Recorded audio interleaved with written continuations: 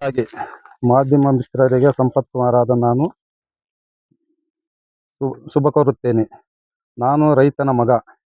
ನಮ್ಮ ತಂದೆ ಅಶ್ವಥ್ ನಾರಾಯಣಗೌಡ ವ್ಯವಸಾಯಗಾರರು. ದೊಡ್ಡ ಕುಟುಂಬ. ಕೆಜಿಎಫ್ ಕ್ಷೇತ್ರದ ಮಾಜಿ ಶಾಸಕರಾದ ವೈ ಸಂಪಂಗಿಯವರು ಆರೋಪಕ್ಕೆ ನನ್ನ ಪ್ರತ್ಯುತ್ತರ. 88-89ರಲ್ಲಿ ನಮ್ಮ ತಂದೆಯವರಾದ ಕಾಲದಲ್ಲಿ ಕೈರೇಗೌಡನ ಕೋಟೆ ಸರ್ವೆ ನಂಬರ್ 121ರಲ್ಲಿ 4 ಎಕರೆ ಜಮೀನು ಸಾಗುವಳಿ ಮಾಡುತ್ತೀವಿ. 88-89ನೇ ಸಾಲಿನಲ್ಲಿ ಕಾನೂನು ಪ್ರಕಾರ 50 ಅರ್ಜಿಯನ್ನು ಹಾಕಿದ್ದು. ಅದರಂತೆ ಆ ದಿನ ದರ್ಖಾಸ್ ಕಮಿಟಿಯಲ್ಲಿ ಕಂದಾಯ ಅಧಿಕಾರಿಗಳಿಂದ ವರದಿ ಪಡೆದು ನನಗೆ ಜಮೀನು ಮಂಜೂರು ಮಾಡಿರುತ್ತಾರೆ. ಆ ದಿನದಿಂದ ಇದುವರೆಗೂ ವ್ಯವಸಾಯ ಮಾಡುತ್ತಿರುತ್ತೇನೆ. ಈಗ ವ್ಯವಸಾಯ ಮಾಡಲು ಅನುಕೂಲವಾಗದ ಕಾರಣ ಸದರಿ ಜಮೀನಿನಲ್ಲಿ ಮರಗಳನ್ನು ಬೆಳೆಸಿರುತ್ತೇವೆ. ನಾನು ರೈತನ ಮಗ. ಮಾಜಿ ಶಾಸಕರ ಆರೋಪದಂತೆ ನಕಲಿ ಕಡತ ಮಾಡುವ ಅಗತ್ಯತೆ ನನಗೆ ಗೊತ್ತಿಲ್ಲ. ಕಂದಾಯ ಇಲಾಖೆ ನೀಡಿರುವಂಥ ಎಲ್ಲ ದಾಖಲೆಗಳು ನೈಜವಾಗಿರುತ್ತವೆ.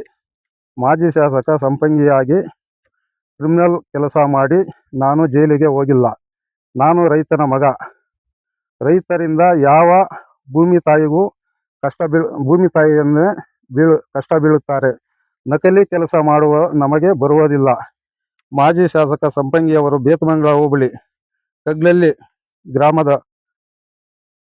ಗ್ರಾಮದ ಸರ್ವೆ ನಂಬರ್ 21ರಲ್ಲಿ 1 ಎಕರೆ 25 ಗುಂಟೆಯಲ್ಲಿ ಸಾರ್ವಜನಿಕ ಆರೋಗ್ಯ ಕಾಪಾಡಲು ಬಾರ್ ಅಂಡ್ ರೆಸ್ಟೋರೆಂಟ್ ನಿರ್ಮಾಣ ಮಾಡಲು ಬಂದ ಸಂಪಂಗಿ ಅಂತ ಕ್ರಿಮಿನಲ್ ನಾವಲ್ಲ. ಮಾಜಿ ಶಾಸಕ ಸಂಪಂಗಿಯವರ ಚರಿತ್ರೆ ದಾಖಲೆಗಳ ಸಮೇತ ಮುಂದಿನ ದಿನಗಳಲ್ಲಿ ಮಾಧ್ಯಮ ಮಿತ್ರರಿಗೆ ನೀಡುತ್ತೇನೆ. ಹಿಂಗೆ ಸಾಷ್ಟಾಂಗ ನಮಸ್ಕಾರಗಳು. ವ್ಯವಸಾಯ ಮಾಡೋಕ್ಕೆ ಕಾರಣ ನಮ್ಮ ಜಮೀನು ಕಡಿಮೆ. ನಮ್ಮ ತಂದೆಗೆ 7 ಜನ ನಮ್ಮ ಮಕ್ಕಳು. ಇಲ್ಲಿ ಕೃಷ್ಣವರಂ ಗೇಟಲ್ಲಿ 85ರಿಂದ ರಾಜಣ್ಣ ಅನ್ನೋರು ಲಿಮೇಶನವನ್ನು ಜಮೀನು ರಿಲೀಸ್ಗೆ ಹಾಕ್ಯಂಡು ನಾವು ಸುಮಾರು ಅಂದರೆ 35-40 ವರ್ಷದಿಂದ ಇಲ್ಲೇ ಇದ್ದೀವಿ. ಇದು ಮತ್ತೆ ಅಲ್ಲಿ ವಂಶಿ ಅಂತಿದ್ದಾರೆ, ವಂಶಿ ಲ್ಯಾಂಡು 12 ಎಕರೆ 40 ವರ್ಷದಿಂದ ಇಲ್ಲೇ ಮಾಡ್ಕೊಂಡು ಕೃಷ್ಣವರಂ ಇದ್ರೆ ಈಗ ಶಾಂತಿನಗರ ಇದ್ದೀವಿ. ಬೆನ್ನಲ್ ಮನೆ ಫೋಟೋ ಇಲ್ಲ. ಕರ್ನಾಟಕದವರೇ, ಕೋಲಾರ ಜಿಲ್ಲೆಯವರೇ. ಆ ಕಾನೂನು ಆಗಿ ಏನಿತ್ತೋ ನಮ್ಗೆ ಗೊತ್ತಿಲ್ಲ. ನಮ್ಗೆ ಕಾನೂನು ಬೈರವಾಗಿ ಕಾನೂನು ರೀತಿ ಎಲ್ಲ ದಾಖಲೆಗಳು ನೀಡವ್ರೆ.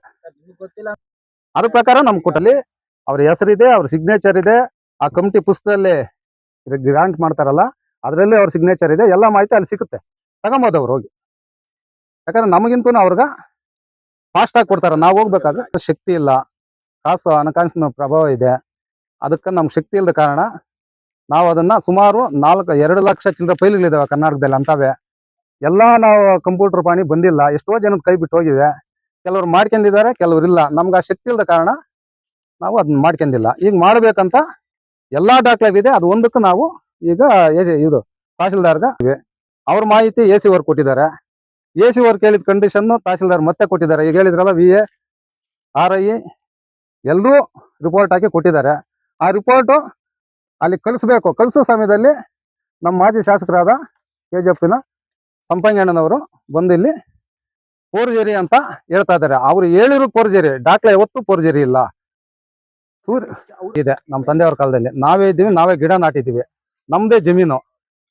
ಕೆಲವು ದಿವಸಗಳಿಂದ ಪಾಲಿಸ್ನವರು ಬಂದಿದ್ರು, ಇದು ಅಲ್ಲಿಗಿದೆ ಇಲ್ಲಿಗಿದೆ ಅಂದರು. ಸರ್ವೆ ಮಾಡಿದ್ರು ನಮ್ಮ ಮುಂದೆ. ಅವತ್ತು ನಾವಿದ್ವಿ.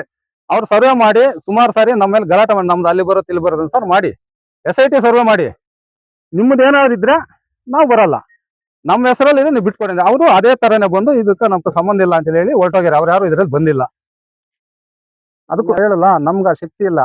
ಅವಾಗ ಅವ್ರು ಮಾಡಬೇಕಿತ್ತು ಸರ್, ಅಧಿಕಾರಿಗಳ ಮುಖಾಂತರ ಅದಾಗಬೇಕಿದ್ದು. ಅಧಿಕಾರಿಗಳು ಅವಾಗ ಕೈ ತಪ್ಪಿದೆ. ಈಗ ಮಾಡ್ಬೇಕಂತ ಪ್ರಯತ್ನ ಮಾಡ್ತಾನೆ ಇದ್ದೀವಿ, ಅವ್ರು ಮಾಡ್ತಾ ಇಲ್ಲ. 94ರಲ್ಲಿ 1 ಎಕರೆ ಜಮೀನು ಬಂದಿದೆ ನಮ್ಮ ಹೆಸರಲ್ಲಿ. 1 ಎಕರೆ ಸರ್ವೆ ನಂಬರ್ ಸಮೇತ ಹೇಳ್ತೀನಿ. 94ರಲ್ಲಿ ನಮ್ಮ ತಂದೆ ಆಸ್ತಿ ಅಂದ್ಬಿಟ್ಟು 1 ಎಕರೆ ಜಮೀನು ನಮ್ಗೆ ಬಂದಿದೆ. ಅಂದ್ರೆ ನಮ್ಮ ಜಮೀನು ಬರೋಕ್ ಮುಂಚೆ ಈ ಜಮೀನು ಬರ್ಬೇಕಾದ್ರೆ ನಮ್ಮ ಹೆಸರಲ್ಲಿ ಇಲ್ಲ. ಈ ಜಮೀನು ಬಂದ ಮೇಲೆ ನಮ್ಮ ತಂದೆ ಆಸ್ತಿ 1 ಎಕರೆ ನಮ್ಗೆ ಸಿಕ್ಕಿದೆ. ಸೂರ್ಯ ಪಶ್ಚಿಮದಲ್ಲಿ ಹುಟ್ಟೋದು ಎಷ್ಟು ಸತ್ಯನ ಪೂರ್ವದಲ್ಲಿ ಅಷ್ಟೇ ಸತ್ಯ ಸರ್. ಜಮೀನು ನಮ್ದೆ, ನಾವೇ ಇದ್ದೀವಿ, ನಾವೇ ಮಾಡ್ತಾ ಇದೀವಿ. 2 ಎಕರೆ ಜಮೀನಿದೆ, ಕಬಳಿಕೆ ಮಾಡ್ಕೊಂಡ್ಬಿಟ್ಟಿದ್ದಾರೆ. 13 ಜನ ಇದ್ದಾರೆ, ಸುಮಾರು 150 ಕೋಟಿ ಅಂತ ಹೇಳ್ತಾರೆ. ಇದೆಲ್ಲ ಸುಳ್ಳು ಆರೋಪ. ಇಲ್ಲಿ ಇರುವುದು ಅಮ್ಮಮ್ಮ 5 ಬ್ಲಾಕ್ ಅಂತ ಅವ್ರ ಬಾಯಲ್ಲಿ ಬರುತ್ತೆ. ಮತ್ತೆ 60 ಎಕರೆ ಅಂತಾರ. ಅಲ್ಲ ಸರ್, 60 ಎಕರೆ ಜಮೀನ್ ಇಲ್ಲ. 5 ಬ್ಲಾಕ್ ಅಂದ್ರೆ 4 20, ಸುಮಾರು ಒಂದು 20 ಚಿಲ್ಲರೆ ಇರ್ಬೋದು. ಅಷ್ಟೇ ಜಮೀನ್ ಇರೋದು, ಅಷ್ಟೇ ಇಲ್ಲಿ ಆಗಿರೋದು. ಹಾ, ಇವ್ರದ್ದು ಬಂದು ತಲುಪಲ್ಲಿ ಇವ್ರ ಕಾರ್ಯ ನಾವ್ ಕಿತ್ತಂಡವ್ರೆ, ನಾವ್ ಇಲ್ಲ ಅಂತ ಹೇಳೋದು. ವಿಚಾರ ಮಾಡ್ಕೊಡ್ತೀನಿ. ಯಾಕಂದ್ರೆ ನಾನು ಎಷ್ಟು ಹೇಳ್ತೀನೋ ನನಗೊಂದು ಡೌಟ್ ಇದೆ. ಅವ್ರ ಸಂಪಂಗಿ ಅವರು ಅಲ್ಲ ಅನ್ನೋದು ಡೌಟ್ ಇದೆ. ನಾವು ಮೊನ್ನೆ ಬಂದಿದ್ದಾಗ ಇಲ್ಲಿ ಇದಕ್ಕೇನ್ ಹೇಳ್ತೀರಿ ಸರ್ ನೀವು? ಸತ್ಯನ ಈ ಜಮೀನ್ ನಮ್ದು ಅನ್ನೋದು ಅಷ್ಟೇ ಸತ್ಯ, ಅಷ್ಟೇ ಸತ್ಯ. ಬಂದು ಇಲ್ಲಿ ಮಾಡಿರೋದು 21ರಲ್ಲಿ 88 89ರಲ್ಲಿ ಇದು ಗ್ರಾಂಟ್ ಆಗುತ್ತೆ. ಯಾರಿಗಾಗುತ್ತೆ? SC ಅವ್ರಿಗೆ 5 ಜನಕ್ಕೆ ಆಗುತ್ತೆ, ಜನರಲ್ ಅವ್ರಿಗೆ 3 ಆಗುತ್ತೆ. ಇದ್ರಲ್ಲಿ ದುರಸ್ತಿ ಪೋಡಿ ಆಕಾರ ಬಂದು ಎಲ್ಲ ಪೂರ್ತಿ ನಮ್ಮಿದ್ರಿಗೆ ಬರುತ್ತೆ. ಅದು ಬಂದಾಗ ನಮ್ಗೇನಾಗುತ್ತೆ, ನಾವು ನಮ್ ಜಾಗ ಅಂತ ಹೇಳಿ ನಾವು ಇದ್ ಮಾಡ್ಕೊಂತೀವಿ, ಮರಗಳೆಲ್ಲ ಉಣ್ತೀರಿ, ಮುಳ್ಳಿ ಚೆಲ್ತೀರಿ, ಎಲ್ಲ ಮಾಡ್ತೀರಿ.